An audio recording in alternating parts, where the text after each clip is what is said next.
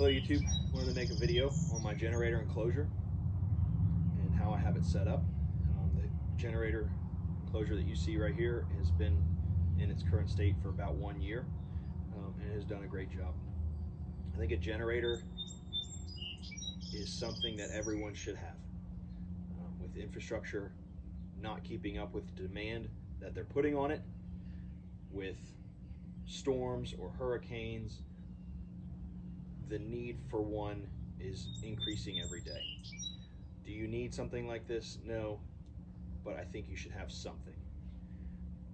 The reasons behind the generator enclosure that you see, I wanted a generator. I wanted it to make it as easy as possible for my wife to operate. I didn't want to have her have the power go out and then she has to pull the generator out, she has to plug it in, she has to start it, anything of that nature.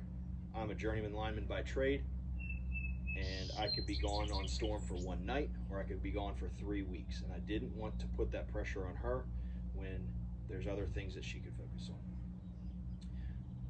We have a natural gas fed house, so having that, I wanted at least a tri-fuel, so that's what I went with. In a long-term outage, I would just plug it into natural gas and it'd be set. Or if I know I'm going on a storm, I could prepare it and have it set up for natural gas.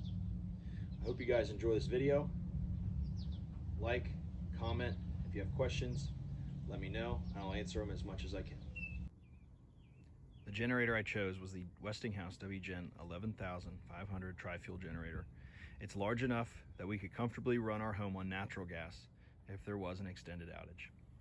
As you can see, the inside of this enclosure is wrapped in that aluminum foam adhesive backed automotive material, and it's great for heat, it's great for sound, and there's not much any kind of resonating with the metal enclosure itself. We have a GFCI protected outlet on a 20 amp circuit that will keep the battery tender going for the generator so it starts right up.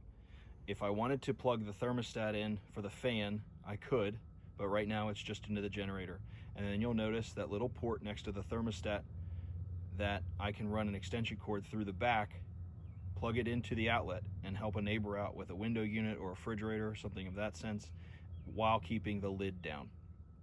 14-inch exhaust fan that does a great job of pulling cool, fresh air into the enclosure.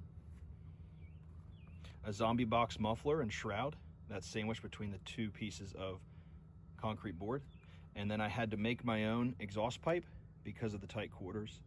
And then I wrapped it in the exhaust wrap, which does a great job at mitigating heat. While doing further testing, the 4x4x4 plastic box that has all the wires for the 50 amp generator cord that is spliced together, that got a little soft. I completely forgot about it. It got a little soft, so what I did was I made a shroud out of scrap piece of the concrete board, and it's done a great job so far. Here we have one 12-inch vent that pulls cool, fresh air into the exhaust side of the generator. And then on the other side, around the corner, you have another 12-inch vent that pulls cool air over the generator. Here's the access panel, fuel selection, on, off, your battery switch, your breaker, everything you basically need to run and look at this generator, you can do. Here we can check the oil, and I can get a wrench in there to really snug down the natural gas hose when I plug it in. Here we have a RV port that I have to run my natural gas hose when needed. I have a 1/2-inch line in the house that stubs out of the wall, and then I use a 3/4 inch hose to go from the wall to the generator. 3/4 inch hose, for my research, really helped with any volume issues that might happen as it's pulling natural gas into the generator.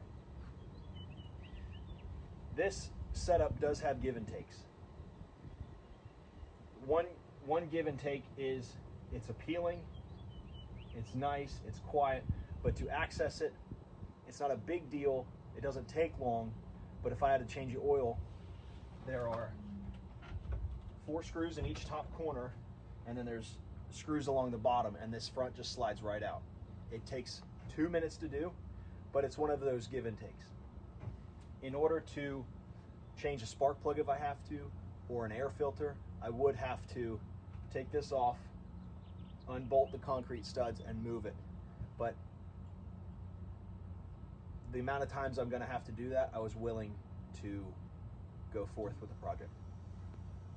The other thing I give up is enough room to get in to use the pull start if I have to. Like I said in the beginning, I wanted to make it as easy for my wife as possible. So with this generator, it does come with a key fob that does work from where this panel is located. Here is a list of instructions, and then I have a magnet mounted battery powered light that always stays charged. Here is my interlock, and you'll see green, yellow, and red stickers both in the main panel and the sub panel. The numbers on them are in order of how they are to be turned on. Green is always go, yellow is if you need it, which is range oven, hot water heater, or well water, well pump. As you can tell, I put a lot of time and effort and research into setting up this enclosure. Basically, my DIY standby generator. I did a lot of research leading up to doing this, and what finally pushed me to do it and jump on it was the fact that the substation that supplied electricity to our town actually caught fire, and we were out of electricity for 4 days.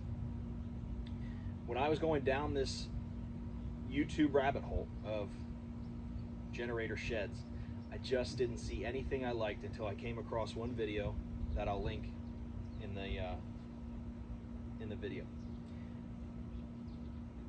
This really fits the bill. Everything you see that you've seen so far, conduit in the ground, wire, interlock switch, natural gas hose and fittings, anything involved with this project, concrete that it's on, $4,500. That's a lot to some people, and I get it.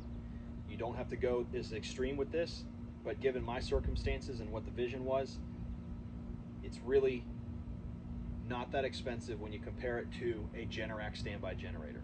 And this checks all the boxes I needed, and plus there's more options with it being tri-fuel.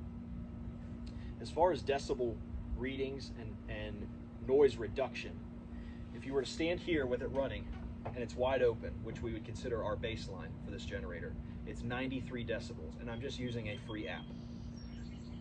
With it closed, standing here, 84 decibels. 25 feet away on the exhaust side, you're at 71 decibels. And standing inside the home at the closest window, I'm at 55 decibels. As you can tell, I'm surrounded by a big fence, and on the neighbor's side, there's a fence plus trees, and on the property line, outside of the fence, I'm at 65 decibels. So it's really not a noise issue for anybody around. It's far less than a lawnmower, and I'm very pleased with that. If you guys have any questions, leave them in the comments. I'd be more than happy to answer them if I can. And again, I'm very pleased with how this turned out. I hope you guys enjoyed the video, and hopefully it gave you some ideas on the project that you guys are starting. Thank you.